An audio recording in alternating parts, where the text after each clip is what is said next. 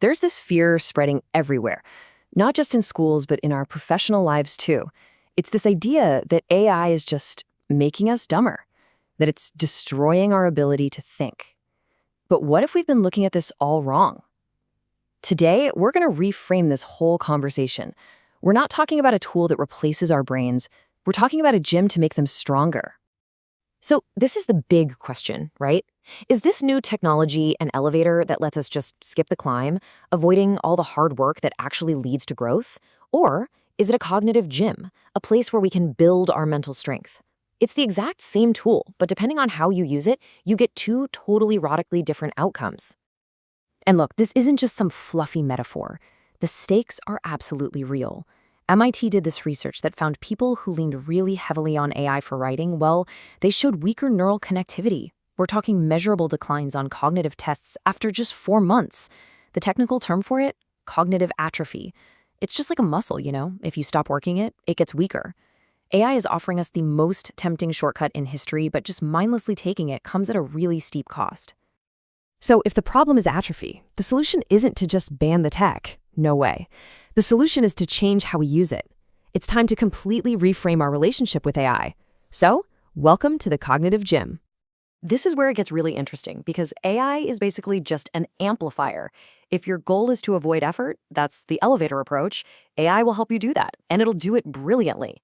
But if your goal is to challenge yourself, to add what we call productive struggle, the gym approach, well, it can help you do that too. The tool itself isn't good or bad. It just magnifies whatever choice we make. And this brings us to the key principle, which comes straight from athletic training, progressive overload. You don't get stronger by lifting the same 10-pound weight forever, right? Of course not. You have to systematically increase the difficulty. You force your muscles to adapt. And guess what? Our brains work the exact same way.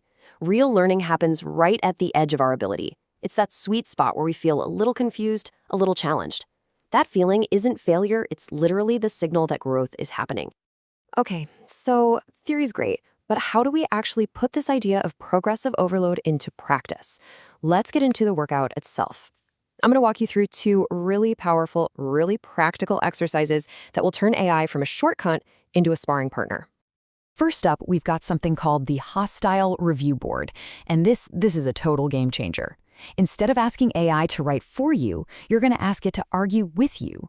You're turning it from a simple ghostwriter into this relentless skeptical critic that's going to poke holes in your arguments and really force you to think deeper. And just look at how simple this shift is. This prompt right here, it's not asking for an answer. It's asking for a challenge. You are literally inviting friction into the process. You're asking the AI to push you, to make the workout harder, not easier. It's brilliant. So just imagine an assignment that's structured like this. The final product, the thing you turn in, isn't some polished essay an AI could have written. No, the final product is the dialogue. It's the proof of the intellectual wrestling match you just had.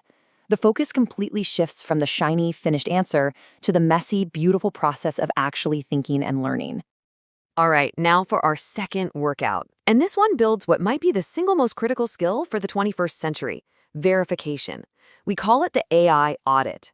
The idea is, instead of grading someone on their ability to generate content, we grade them on their ability to rigorously audit and validate that content. This is the one core truth you have to burn into your brain. An AI is not a calculator. It doesn't retrieve facts. It's a probability engine. It just predicts the next most likely word in a sentence. It is designed to sound plausible, not to be truthful. So when it hallucinates, when it makes up facts and sources and quotes, that's not a bug. That's a core feature of how the whole thing works. The AI audit is a clear 5-step protocol to fight back against this. You have to identify the AI's hidden assumptions, you have to verify every single source, you have to actively look for counter-evidence, manually redo any calculations, and then check the results against a totally different AI model. It transforms you from just a passive consumer of information into an active, skeptical detective. And let's be crystal clear about something, this isn't just about academic integrity. In technical fields, think nursing or automotive repair or engineering, an unverified AI output, what you could call a zombie submission, isn't just a bad grade. It's a dangerous error. It's professional negligence. Teaching verification isn't just good for school, it's a matter of ethics and public safety. So once you've built up that cognitive muscle with these workouts, what's next? Well, the next level is about developing something that AI completely lacks, and that's taste. It's that uniquely human judgment that can tell the difference between something that's just good and something that's truly great. So here's the new reality we're all living in. Average is now free, and it's instantaneous. And AI can pump out competent B- work in a matter of seconds. So if average is now the baseline, the new source of value, the thing that makes you stand out, is the ability to create something excellent, something with a real spark. And this is a fantastic framework for developing that taste. It's called Vine. Think of it like learning to appreciate fine art or wine. You're not just looking, you're learning to spot that special something, that spark. Is the work vivid, with real, specific examples? Is it insightful, with an idea that's not obvious? Does it have a compelling narrative? And is the reasoning evident and easy to trace? This isn't just a checklist. It's a tool to help you push your own work from generic to genius. Okay, let's bring this all home.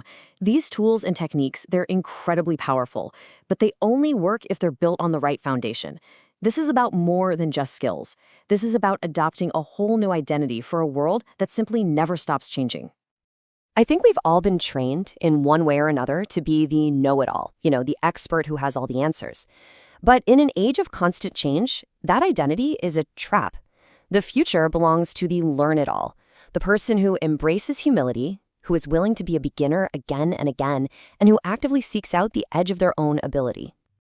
And what's so amazing about this story is that it shows how even the absolute best of the best benefit from this shift.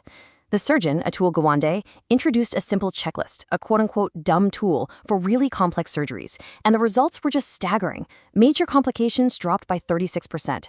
Deaths fell by almost half. The checklist didn't replace the surgeon's expertise. It protected it by enforcing a kind of systematic humility. And really, that's the bottom line. It's perfectly captured right here by Microsoft CEO Satya Nadella. In a world that's changing this fast, the person who is committed to learning will always, always outperform the person who's just committed to what they already know.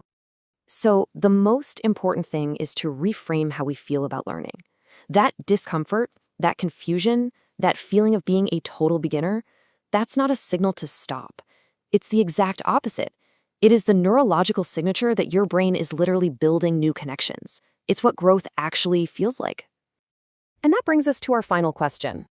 AI isn't here to replace our brains. It's here to challenge them, to push them, to be our partner in the cognitive gym. The true masters in this new world won't be the people who know everything. They'll be the people who are never ever finished learning. So I'll leave you with this. What are you willing to be a beginner at today?